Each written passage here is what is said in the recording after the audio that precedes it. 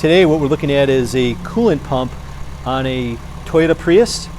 You know, these commonly go, in other words, it's a commonly failed part, right? There's not always a code for it.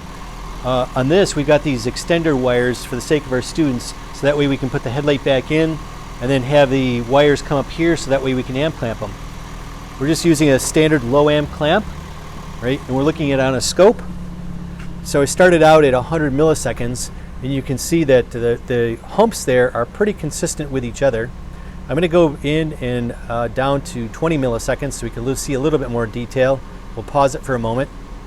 Right, so to explain what's going on here, this portion right here shows that, right, this is a brush motor. It's got two wires, so we know that it's a brush motor.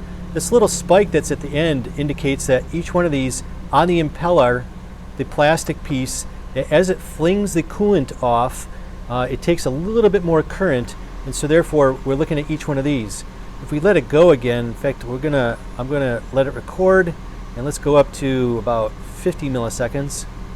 And then we're going to pause it again. You'll see that each one of these is about the same peak, which means that the impeller is fine on the whole thing, meaning that, right, we've got some pretty good commutator sections, and then the health of the impeller is also pretty good too. So this is what a good coolant pump waveform looks like.